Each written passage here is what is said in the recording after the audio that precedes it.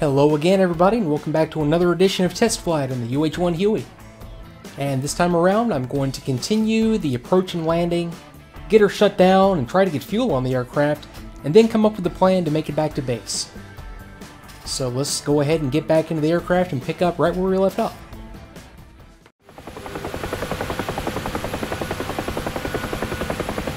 And I kind of lost myself for a second there. What I was looking for was this quartz needle. I was going to turn inbound and fly directly at Polky once this quartz needle lined up. It happened way earlier than I was expecting, so I kind of overshot that part of the approach. So I'm going to come back around here to the right. This is where I was just coming from, I think on the last time I mentioned something on this video. I'm going to come back around here to the right. Polky is right out there.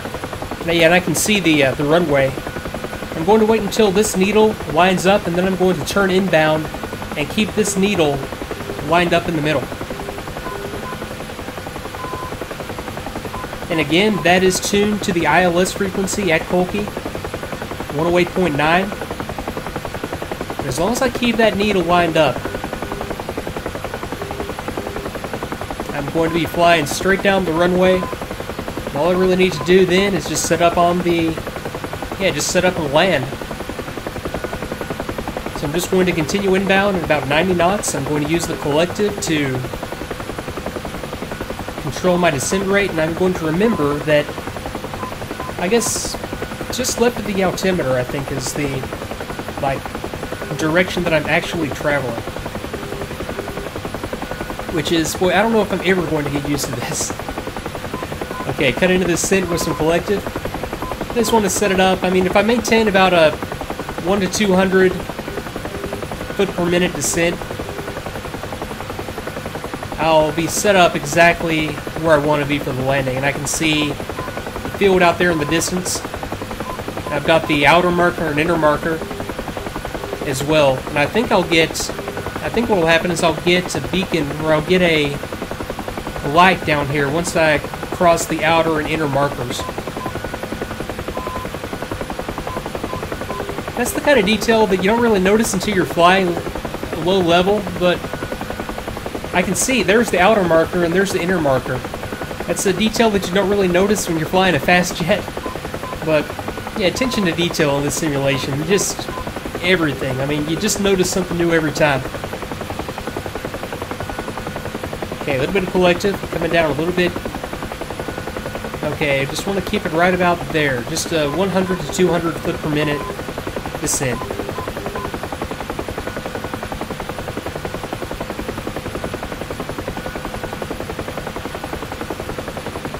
Okay, 470 feet, AGL, 460, and approaching the outer marker.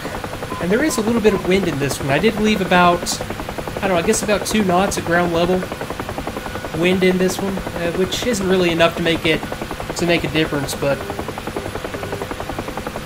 if there is a lot of wind in the mission, it's something that I'll pay a little bit more attention to, I'm sure, whether I want to or not, because this is going to be a little bit difficult. Well, not difficult, but it's going to be different in the wind.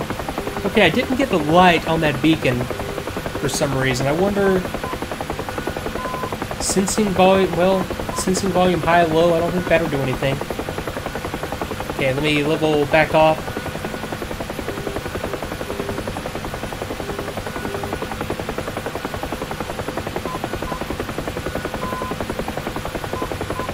And just continuing inbound. Okay, 90 knots, and I can start to cut into my my airspeed right now. So I'm going to reduce collective while simultaneously pulling back on my cyclic. I never actually got clearance to land, did I? I'll worry about that later. Okay, so coming down, I'm just maintaining... Okay, clear visual. Request landing, please. Okay, I need to start to cut into that airspeed. I'm going to land further down on the runway. Since I am having a little bit of trouble maintaining my descent rate, putting the nose up is kind of, okay, let me trim for that. I think that was the key. I think I just had so much trim with the stick forward that I was just pulling back so much on it, I didn't really realize how much. Okay, so I'm going to land down to the end of the runway in this case, so, okay. 40 knots, controlling my descent with collective. Okay, reducing speed 30 knots, controlling descent. And I'm just looking out there, picking a spot on the canopy, and just keeping it stationary as I descend. Okay, a little bit of collective to cut into the descent. Okay, there's a little bit of torque. And I'm getting down into the point where I'm going to have to add some left pedal. And back and left on the stick. Okay, collective to cut into the descent. I think I got a little bit slower a little earlier than I thought I was going to, but still it's okay. And I'll just take it down here and clear the runway to the left. I know there are some revetments up here to the left that I'll park her in for now. Okay, so I'm just going to continue the taxi. And I will catch up with you once I'm set up on the hover and about to land.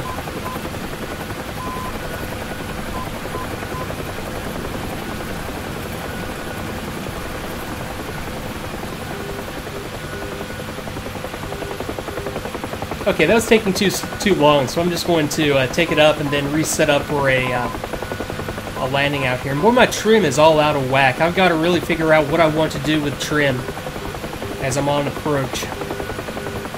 Okay, so let me reduce collective and reduce airspeed.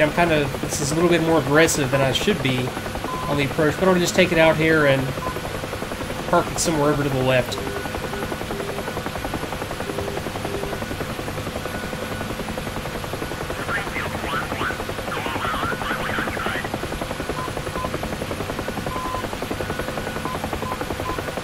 Okay, so bring it back around, and I'll still put it down on the runway. I just want to get reestablished and not have to descend at such a high rate. Okay, a little collective to cut into the descent. Well, that's kind of tricky to manage because you go through that zone where if you reduce collective, all of a sudden you're down below the airspeed and then all of a sudden you need to increase it like suddenly again. Okay, so getting down into the ground effects, a little bit of collective. And just establishing the hover. Okay, good enough. And we take her off the runway here to the right. Get some fuel and head back home.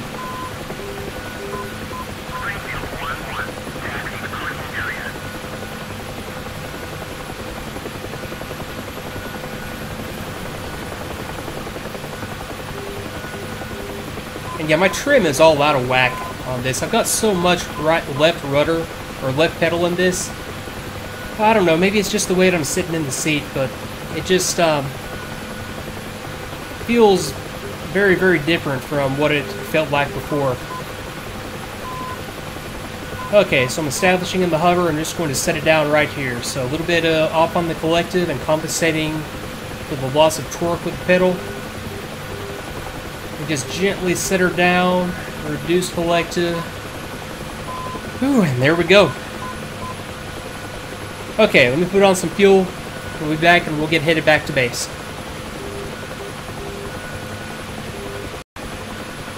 Okay, and to do this, I'm going to go ahead and shut down the engine, so I'll record this as well. Okay, idle for 2 minutes, and I actually have been sitting here for 2 minutes in idle. We've got something to drink. Okay, force trim switch on. Got it. Starter gen switch to start. Did I never put you into the standby gen position? I never did I? Okay. I will pay more attention to that next time. Throttle off and then rotate. Okay, let me go ahead and put it down to idle first. Okay, I stand corrected. I was sitting here with it in full power for 2 minutes, not in idle. That's okay. I'll just take it as is, and I will now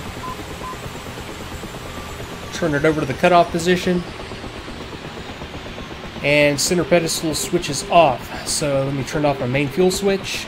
And I will go avionics off. So yeah, I will go ahead and kill everything so that I'm not draining the batteries. So I've got, okay, VHF FM comm off. I'm going to go off on my UHF.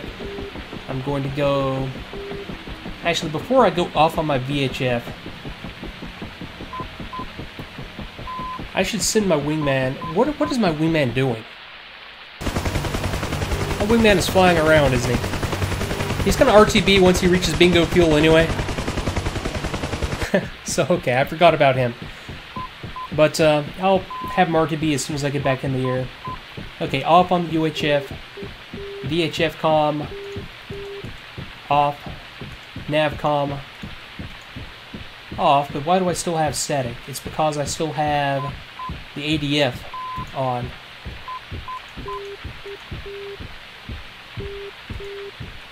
Okay, there we go. ADF off. Okay, switches off safe and normal. Comm, nav, main fuel. Okay, I want to get force trim off and hydraulic control off. I also want to get... Okay, non-essential bus doesn't matter. I'll go ahead and put this switch off and go inverter off and leave it as is. Now, I want to go battery off as well. Which would be, of course, back up here. Okay, I think I will take a break after I do this one and go walk around or do something for a while. Now, let me try this. Intercom. Okay, I already got that. Intercom. Ground crew. Request refuel. Give me a full load. Request refueling. Request rearming.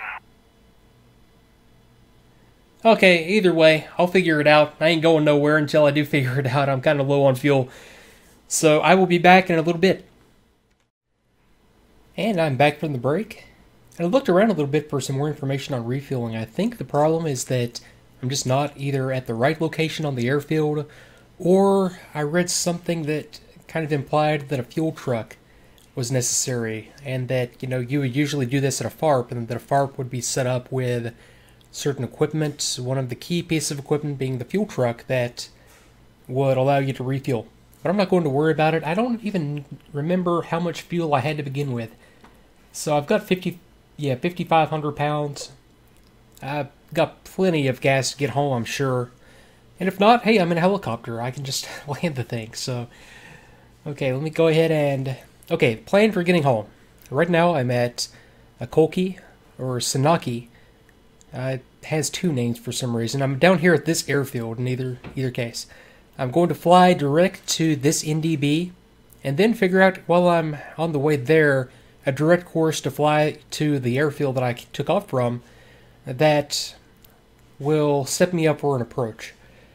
And along the way, I'm going to play around because I have some more beacons out to the right. I have a VOR, actually, right back here in that direction that I'm going to tune into also and see what all other little tricks we can come up with as we go. But for now, let me go ahead and pull up the checklist and get her started back up.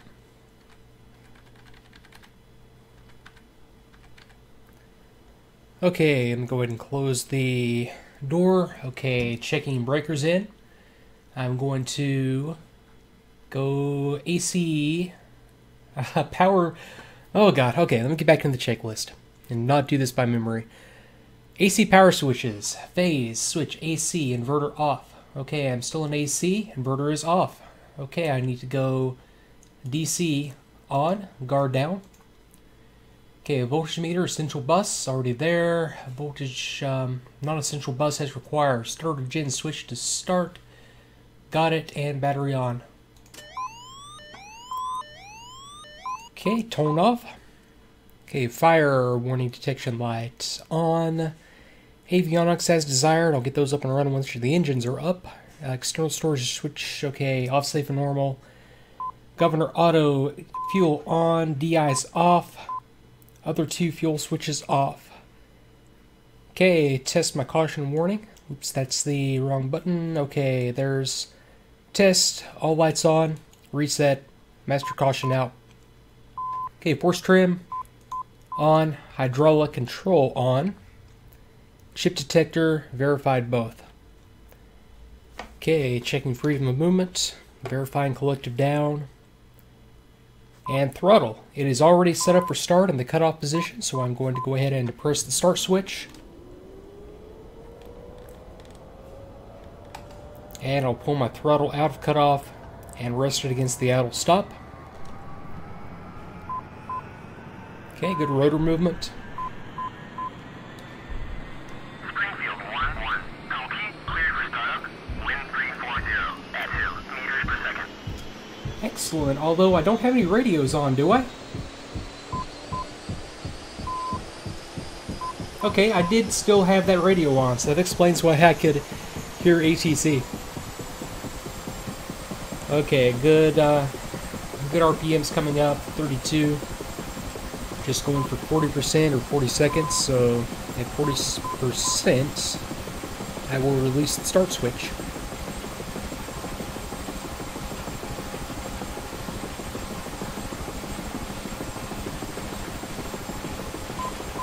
Okay, startup complete. Let me go ahead and increase throttle. I'm not entirely sure. That's one of those little sequences I might change, because before I increase the throttle, I would kind of like to get the inverter on so that I have engine instrumentation over here and verify that at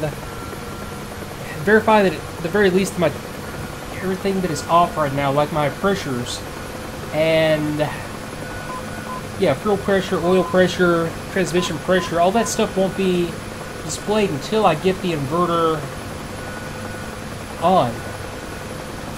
Yeah, I think I will change that sequence so that I have all the instruments on before I take it out of idle and run it all the way up. Okay, so both gauges are in the green. I'm going to take that as good enough for now. Okay, GPU disconnect, avionics on, and starter gen switch to standby. That's where I missed it last time. I'll go ahead and go starter gen switch to standby, and I'll go ahead and fire up my radios and nav equipment. Okay, so I've got VHF FM, I've got UHF, I've got VHF comm already up, and I'll go nav comm on, and I will also go... Okay, I already have my transponder on from before. And I've got to turn on my ADF equipment. And let me go ahead and, well, no, let me finish the startup before I start thinking about navigation. And I'm going to check fuel, engine, transmission, electrical. Okay, good gauges, good indications for electrics. And before takeoff, RPM 6600, systems check, engine, transmission, electrical, fuel, avionics as required. And then I get into the hover, and the rest is straightforward from there. Okay. And folks, that's going to do it for this edition of Test Flight. And next time around, I'm going to continue the mission, get it back into the air, and come up with a plan to get it back to base. And I hope you are enjoying the series, and I will see you next time. Thanks again.